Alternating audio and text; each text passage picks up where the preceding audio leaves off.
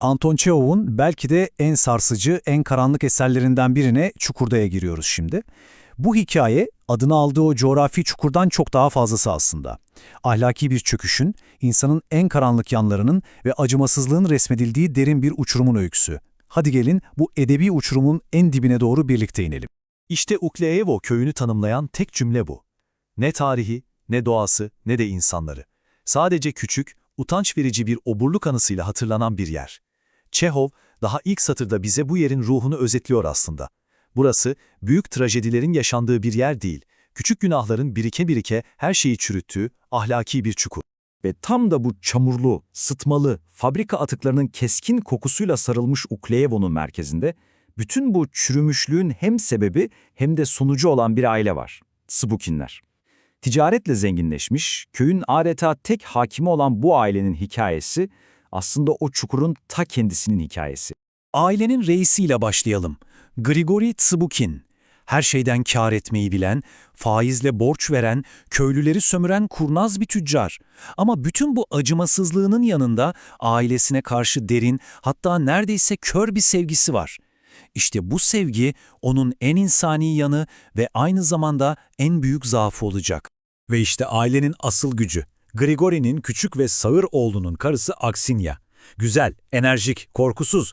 Aile işini o yönetiyor. Evin anahtarları onda. Ama Çehov o güzelliğin ardında yılansı bir şey olduğunu fısıldıyor bize. Sınırsız bir hırs ve taşa dönmüş bir kalp. Hikayenin trajedisini ateşleyecek olan da tam olarak bu hırs olacak. Aksimya'nın tam zıttı bir karakter var evde. Grigori'nin ikinci eşi Varvara. Sessiz, dindar ve merhametli. Onun yaktığı kandiller, dağıttığı sadakalar, günahla boğulan bu evde adeta bir emniyet sübabı görevi görüyor. Varvara, evin vicdanı. Ama ne yazık ki kötülüğün yükselişini durdurmaya yetmeyecek kadar zayıf, titrek bir vicdan. Peki bu kırılgan dengeyi ne bozabilirdik? Cevap büyük oğul Anisim'in şehirden dönmesiyle geliyor. Onun yanında getirdiği pırıl pırıl paralar aslında ailenin üzerine çökecek olan karanlığın habercisi, sahte umutlardan başka bir şey değil. İşte bu bölümde trajediyi başlatan o evliliğin ve aileyi temelinden sarsacak o büyük aldatmacanın temelleri atılıyor. Sıbukineler için bu evlilik duygudan tamamen arınmış, pratik bir karar. Eve bir yardımcı daha lazım, mesele bundan ibaret. Gelin adayı Lipa ise yoksulluktan beli bükülmüş, sessiz, her şeye razı bir kız. Onun için bu bir kurtuluş değil, sadece bir kader değişimi. Kimse ona ne hissettiğini sormuyor. Çünkü çukurda kimse kimsenin ne hissettiğini zerre kadar umursamaz. Olaylar o kadar hızlı gelişiyor ki Anisim'in o huzursuz hali, aşırı cömertliği, hediye ettiği ve güneşte parıldayan o kusursuz sikkeler hepsi bir şeylerin fena halde yanlış olduğunun işareti aslında. Düğün bile bir kutlama gibi değil, sanki Anisim'in içten içe bir felaket gelmesin diye Tanrı'ya yakardığı gergin bir ayin gibi. İşte bu cümle hikayenin bütün ahlaki pusulasını özetliyor. Anisim'in üvey annesi Varvara'ya yaptığı bu itiraf, vicdanın ne kadar geçici, ne kadar zayıf bir cıvıltı olduğunu gösteriyor bize. Çukurdaki dünya, Tanrı'nın belki var olabileceği ama inancın ve vicdanın çoktan ölüp gittiği bir dünya. Ve işte o büyük sır perdesi aralanıyor. Anisim'in zenginliğinin kaynağı suç. O parlak, yepyeni paralar, sahte. Bu çok güçlü bir metafor aslında. Tsıbukin ailesinin bütün refahı, serveti, saygınlığı tıpkı o paralar gibi sahte bir temel üzerine kurulu. Ve bu temel artık kaçınılmaz bir şekilde çökmek üzere. Peki, sahte paralar ve sahte umutlar buharlaşınca geriye ne kalır? Ailenin kalbindeki o gerçek, katıksız kötülük. Şimdi tanık olacağımız şey sıradan bir aile kavgası değil. Bu zulmün zirvesi, insanlığın sınırlarının aşıldığı o korkunç an. Anisim'in Sibirya'ya sürgün cezası almasıyla her şey değişiyor. Yaşlı Grigori kendi sonunun yaklaştığını hissediyor ve ailenin geleceğini Lipa'nın oğlu bebek Nikifor'da görüyor. Aksiya'nın tuğla fabrikası kurmayı hayal ettiği o en değerli araziyi torununa vasiyet etme kararı alıyor. İşte bu karar fitili ateşleyen şey oluyor. Aksiya'nın tepkisi bir patlama gibi. Mirasın kendisine değil de kürek mahkumunun karısına ve onun iblis yavrusuna gideceğini öğrenince içindeki bütün zehri kusuyor. O bir gelin değil, bir hizmetçi olduğunu haykırıyor. Bu öfkenin hedefi de çok belli. Evin en savunmasız üyesi Yipa ve onun bebeği. Ve işte o an edebiyatın en acımasız, en vahşi sahnelerinden birine geliyoruz. Aksinya öfkeyle mutfağa dalıyor. Orada Lipa bebeği Nikifor'un yanında çamaşır yıkıyor.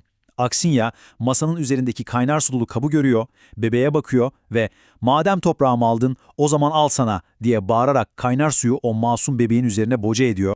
Bu çığlığın ardından avluya derin, çok derin bir sessizlik çöküyor. İnsanlığın bittiği yerde kelimeler de bitiyor. Çehov okuyucuyu bu korkunç, ağır sessizlikle baş başa bırakıyor. Trajedinin ardından hikayenin odağı zulmü yapandan zulme uğrayana kayıyor. Gürültülü nefretin yerini sessiz bir keder alıyor. Artık bu, acının, kayıtsız doğanın ve hiç beklenmedik bir merhamet anının ortasında yapayalnız kalmış bir kadının, Lipa'nın yolculuğu. Lipa, hastanede ölen çocuğunun cansız bedenini kucağına alıp köye doğru tek başına yürüyor. İşte tam bu sahnede Çehov'un dehası parlıyor. Düşünün, Lipa'nın dünyasını yıkan o büyük acısı, muhteşem bir bahar gecesiyle, şakıyan bülbüllerle, parlayan ayla tam bir tezat içinde. Doğa, insanın trajedisine tamamen kayıtsız. Onun için ne yaşam var ne de ölüm. Bu karanlık yolculukta Lipa, tesadüfen karşılaştığı yaşlı bir arabacıdan basit ama çok derin bir bilgelik duyuyor. Bu sözler acıyı dindirmiyor, hayır. Ama acıya bir çerçeve sunuyor. Hayat hem iyiyi hem de kötüyü barındıran, katlanılması gereken uzun bir yol. Belki de acıyla yaşamanın tek yolu bu. Peki bunca acıdan sonra adalet yerini buldu mu? Çukurdaki dünya kendi acımasız kurallarına göre işlemeye devam ediyor. Bu son bölümde kimin kazandığını, kimin kaybettiğini ve kimin unutulduğunu göreceğiz. Çehov'un dünyasında cevaplar bildiğiniz gibi pek teselli edici olmaz. Sonuç o kadar net, o kadar acımasız ki kötülük kazandı. Nokta. Bebeği öldüren Aksinya her şeyin sahibi oluyor, zengin, güçlü, herkesin korktuğu bir kadına dönüşüyor. Ona bu gücü veren ataerkil düzenin başı Grigori ise artık bir hiç. Kendi evinden kovulmuş, unutulmuş bir hayalet. Bir zamanların o kudretli tüccarı Grigori Tsubukinin sonu işte bu. Kilise avlusundaki bir bankta kış yaz demeden kürküne sarılmış, sessizce oturan, kimsenin selamını bile almayan zavallı bir ihtiyar artık. Kendi yarattığı canavar tarafından yutulmuş bir adam. Ve hikaye o kadar küçük, o kadar sessiz ama bir o kadar da güçlü bir sahneyle bitiyor. Hayatını mahveden ailenin reisi şimdi karşısında aç ve muhtaç bir halde oturuyor. Ve Lipa intikam ya da nefret yerine ona merhamet gösteriyor. Bohçasından bir parça börek uzatıyor.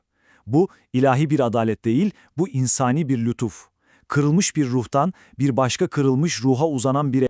Bu küçük jest dünyayı değiştirmiyor, hayır. Aksine hala zengin ve Nikifor geri gelmeyecek. Ama Çehov bu karanlık çukurun en dibinde bize bu küçücük ışığı gösteriyor. Peki bu anlamsız bir evrende insan kalabilmenin tek yolu mu? Yoksa sadece karanlıkta daha da parlak görünen, kaybolmaya mahkum bir parıltı mı? İşte bu sorunun cevabını Çehov bize, okurlarına bırakıyor.